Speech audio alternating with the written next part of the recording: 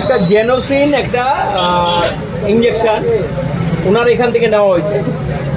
উনি 11/24-এর expiry date সেটাকে আমাদেরকে প্রোভাইড করতেন এবং এইটা নিয়ে সেটা হয়তো তারা ওরার মধ্যে নিয়ে গেছেন। লোকটা পেশেন্টটা খুবই খারাপ, আপনারা চিনবেন। এখানের কর্পোরেটর নিখিল রঞ্জন চক্রবর্তী, ওনার শারীরিক অবস্থা খারাপ ছিল বলে ওইটা মেডিসিনটা নেওয়া হয়েছে, ডাক্তার দিয়েছে। কিন্তু সাথে সাথে দেখা গেল 11/24 এটা এক্সপায়ারি ডেট, পুশ করা তো হয়ে গেছে। ওনাদেরকে জিজ্ঞেস করলাম অনেক যাচ্ছেন এখানে দৌড়ে যাচ্ছেন। হ্যাঁ এই তো আপনার পেছনে যে অ্যাপেলো সাইনবোর্ডটা আছে এই দোকান থেকে নিয়েছি। কি নাম দোকানের নাম? Apollo medical chemist and druggist. ইনজেকশনটা কি ওনার জেনোসিন? হ্যাঁ এই তো কোথায় রে ও এই ইনজেকশনটা নেওয়া হয়েছিল গলু থেকে, সেটাকে পুশ করা হয়েছে।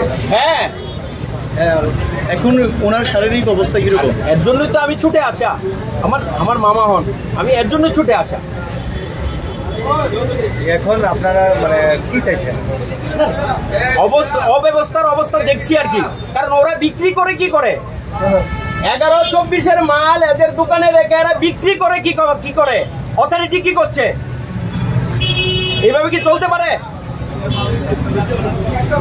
এখন একটা দোকানে আমি একটা শিক্ষিত মানুষ যারা লেখাপড়া জানে না তাদের অবস্থাটা কি, বা ইমার্জেন্সি তারা ওরা করে ওষুধটা নিয়ে যাবে পেশেন্টকে দেবে, সেই অবস্থায় যদি ইনভ্যালিড ওষুধ যদি পার্সু করে তাহলে কি হবে? মানুষের অবস্থাটা কি হবে? আমরা কোথায় দাঁড়িয়ে আছি? কিসের উপরে দাঁড়িয়ে আছি?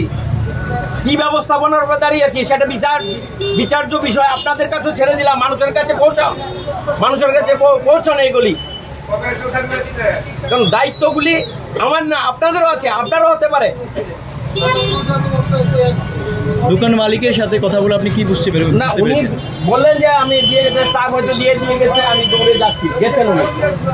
কিন্তু ব্যাপারটা এটা না তো, এটা রেসপন্সিবিলিটি ডিউটি।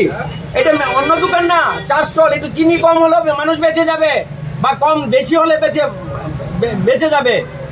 এটা চা স্টল না, এটা ওষুধ, মানুষের জীবনদায়ী ওষুধ তাদের কাছে থাকে।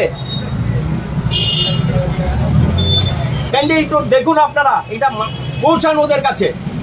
স্বাস্থ্য অবস্থার কি অবস্থা? স্বাস্থ্য মানে যা ইচ্ছা তা চলছে, যা ইচ্ছা তা। অথরিটি আমি অথরিটিকে বলছি।